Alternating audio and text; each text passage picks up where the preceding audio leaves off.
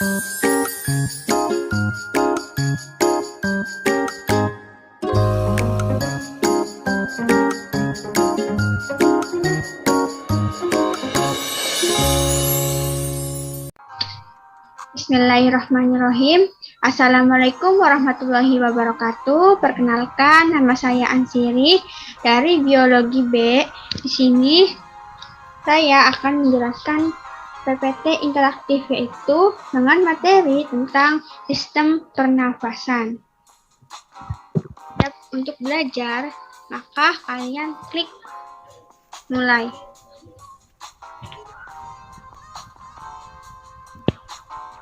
Nah, di sini ada beberapa menu. Nah, menu utama yaitu petunjuk, menu yang kedua kompetensi, menu yang ketiga materi, dan menu yang keempat evaluasi. Mari kita klik terlebih dahulu bagian menu petunjuk. Nah, di sini ada petunjuk. Klik sesuai urutan agar dapat memahami materinya. Jika terdapat tanda panah, next itu artinya selanjutnya. Jika terdapat tanda panah di bawah atau back itu artinya sebelumnya. Jika terdapat tanda rumah di bawah itu artinya kembali ke menu.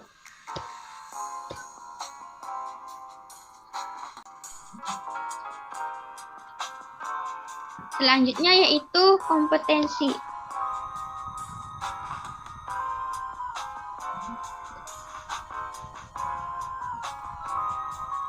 Baik, kompetensi dasarnya yaitu menurut indikatornya menemukan letak dan struktur organ pernapasan manusia dan hewan.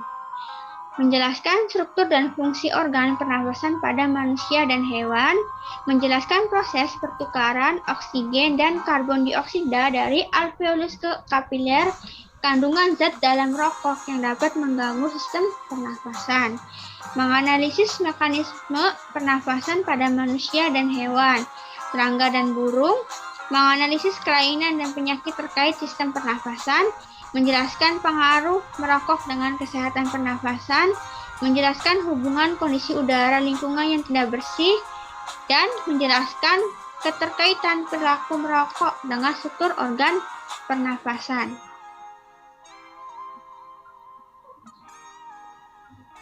Oke, selanjutnya yaitu materi.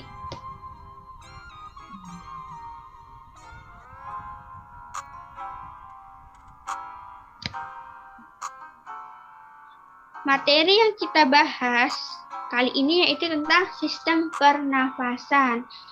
Ada yang tahu nggak sistem pernafasan itu apa? Nah, sistem pernafasan itu merupakan proses pertukaran oksigen dan karbon dioksida di dalam tubuh manusia yang menghasilkan energi. Nah, proses respirasi ini dapat berlangsung dengan dua cara, yaitu respirasi aerob.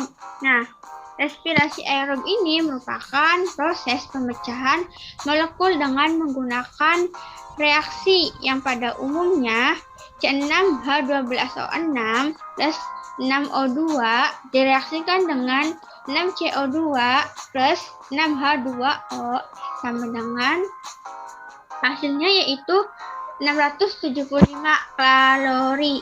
Jika Anda perhatikan, menghasilkan energi yang banyak, yaitu sebesar 675 kalori pada umumnya dalam keadaan normal manusia menggunakan cara ini. Selanjutnya yaitu respirasi anaerob. Nah, respirasi anaerob ini merupakan proses pemecahan molekul tidak menggunakan oksigen. Reaksi umumnya sebagai berikut.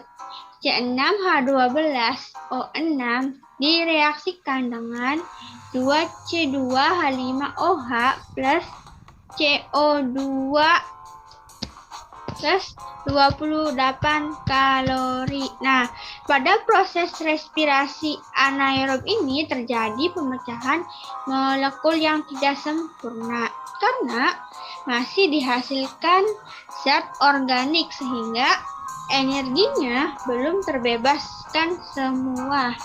Pada proses tersebut hanya terhenti sampai glikolisis dan terbentuk asam laktat. Sehingga energi yang dihasilkan sedikit dan dampaknya mengakibatkan kelelahan pada tubuh. Proses ini umumnya terjadi pada organisme tingkat rendah, yaitu pada ragi dan bakteri. Pada organisme tingkat tinggi, proses ini hanya berlangsung dalam keadaan darurat, yaitu apabila persediaan oksigen kurang mencukupi. Ini terjadi ketika otot bekerja terlalu keras dan berlebih. Selanjutnya, next. Struktur dan fungsi pernafasan pada manusia. Yang pertama, hidung. Nah, hidung ini tentu kalian sudah tahu bukan? Apa? Nah, hidung ini merupakan organ pernafasan yang letaknya paling luar. Pasti sudah familiar bukan ya? Pasti. Fungsi dari rambut hidung ini merupakan menyaring udara yang masuk ke hidung, serta ada fungsi selaput lendir, yaitu menghangatkan suhu udara yang masuk ke hidung. Next. Nah, kalian coba perhatikan ada bagian-bagian hidung. Ada saraf pembau ke otak, tulang hidung, selaput lendir, dan silia atau rambut hidung. Next.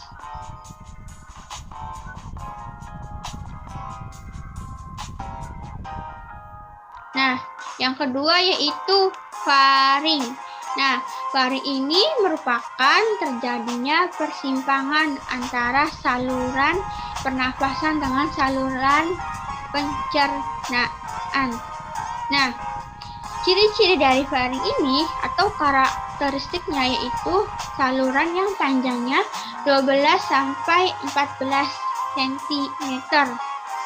Di bawah tekak terdapat pangkal tenggorokan yang disebut laring. Coba kalian perhatikan struktur faring di gambar tersebut.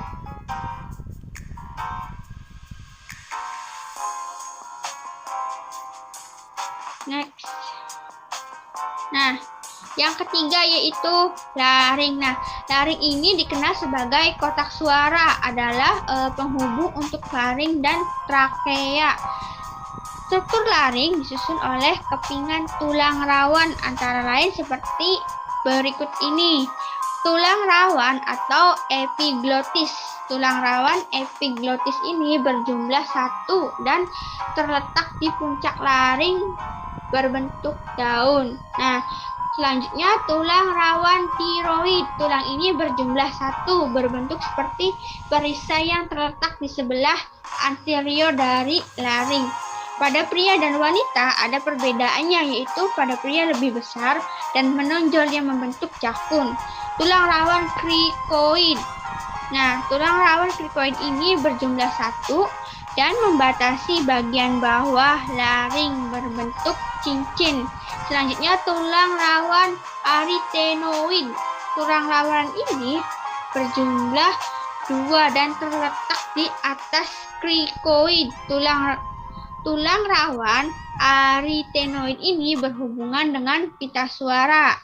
Selanjutnya tulang rawan cuneiformis yang berjumlah 2 dan terletak di epiglotis dan arytenoid. Dan yang terakhir tulang rawan convolutum yang berjumlah 2 dan terletak di atas arytenoid.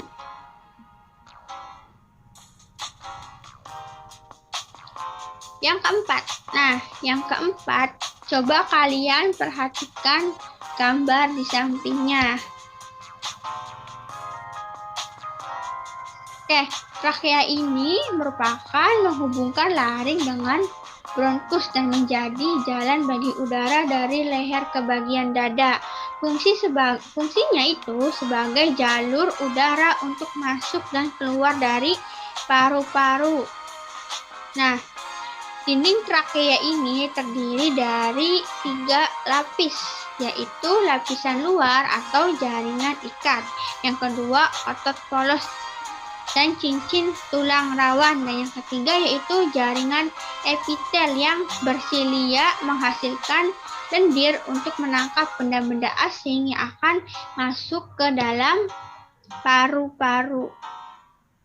Baik, yang kelima yaitu paru-paru. Nah, paru-paru ini merupakan organ vital pernafasan yang dibungkus oleh lapisan bernama pleura yang letaknya berada di rongga dada di atas diafragma.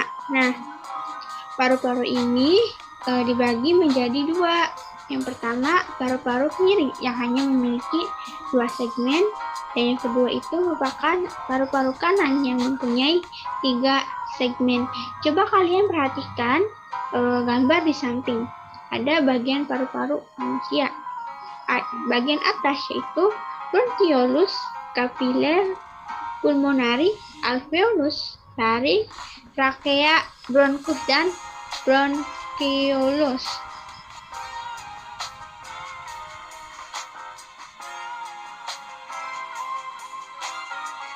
Nah, yang keenam ini merupakan bronkus. Nah, bronkus ini merupakan percabangan dari trakea. Organ ini memiliki percabangan menuju paru-paru kanan dan kiri.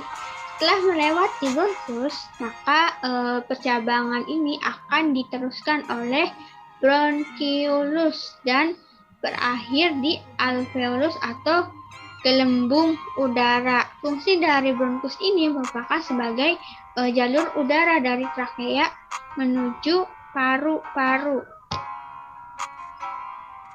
Nah, selanjutnya bronchiolus. Nah, bronchiolus ini merupakan cabang dari bronkus, kanan jumlah 3 dan kiri berjumlah 2. Bronchiolus ini mempunyai saluran yang lebih kecil dan dinding yang lebih tipis daripada bronkus. Cincin tulang rawannya juga semakin tipis dan berubah menjadi sisik epitel. Yang ke-8 yaitu alveolus. Nah, alveolus ini merupakan gelembung udara yang berfungsi sebagai tempat pertukaran oksigen dan karbon dioksida. Nah, karakteristik dari alveolus ini dindingnya itu tipis, lembab, dan berlekatan erat dengan kapiler darah. Coba kalian perhatikan gambar di sampingnya. Selanjutnya kita akan membahas mekanisme sistem pernafasan. Nah, sistem pernafasan ini mekanismenya dibagi menjadi 2. Yang pertama, pernafasan dada dan pernafasan perut.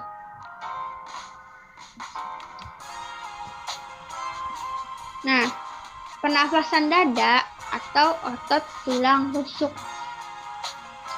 Yang pertama itu inspirasi. Nah, inspirasi ini otot antara tulang rusuk berkontraksi, tekanan udara dalam rongga dada mengecil dan udara keluar dari paru-paru. Sedangkan pernafasan dada, ekspirasi ini otot antara tulang rusuk berelaksasi, volume rongga dada mengecil dan tekanan udara dalam rongga dada membesar. Udara keluar dari paru-paru. Selanjutnya pernapasan perut, diafragma.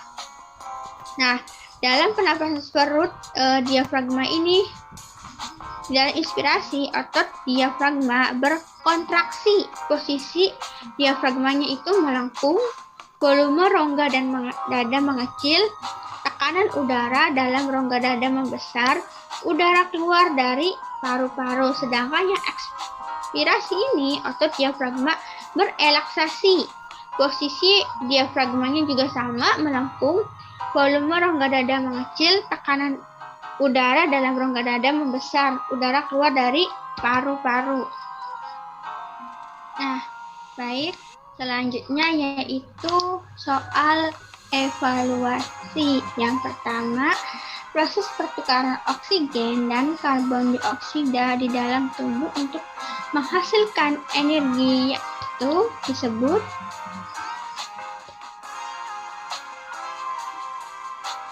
respirasi. Oke.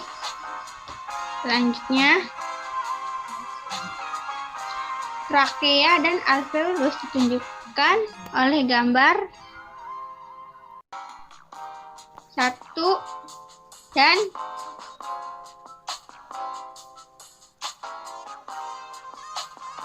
4. Oke, baik. Kan saya sudah mencontohkan nomor 1 dan nomor 2 yang sudah dikerjakan secara bersama-sama. Silahkan kalian mencoba mengerjakan soal nomor 3.